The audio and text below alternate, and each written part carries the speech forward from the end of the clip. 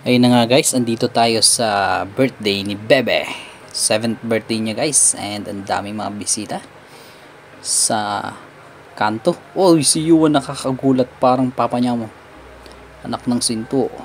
At si kuya nagbubukas ng egg. Kinain niya kaagad ang laman ng egg. Yum yum, sobrang sarap.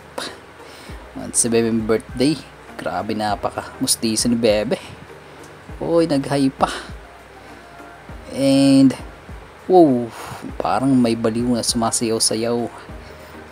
Hey, si CK, parang rakista.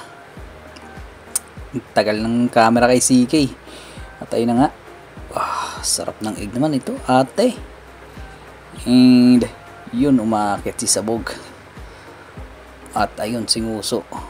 At ito ang anak ng nawawala, anak ni Boneng. At nakita na ng ulo ni kuya, nahihiya siya sa camera dahil di siya nagpaalam. Papasok tayo ngayon sa bagong gawang bahay ni Bebe. At ito yung mga classmate ni Nguso, parang mga anak niya. At ito si Yuan na walang magulang. At ngayon ay pupunta tayo sa pinakamatakaw. Nakailang balik na yan. Kung nakita nyo guys, hindi man lang kinagat yung lumpia, isang buo nilunok. At ito naman si Rion, mala Vargas talaga ang galawan at itsura. Uy, nakagulat si kuya, grabe naman yun, muntik na watakihin. Ito na nga ang pamagat. Happy birthday Riley at 7. At ang design niya ay mga kamukha niya. Uy, biglang may kumuha. Huling-huli ka kuya. Anong kinuha mo? Kunyari wala siyang kinuha. Oops.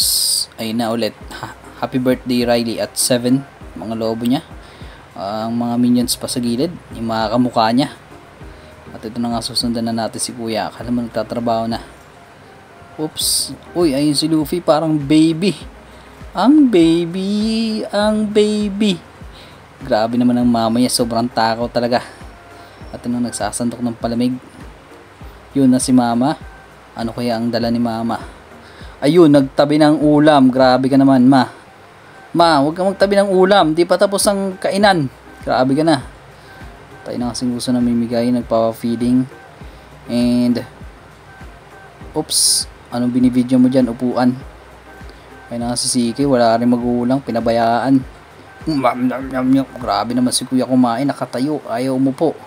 Ayun na kasi si CK, hindi pa nakapagsilita ng straight, pero pwede na.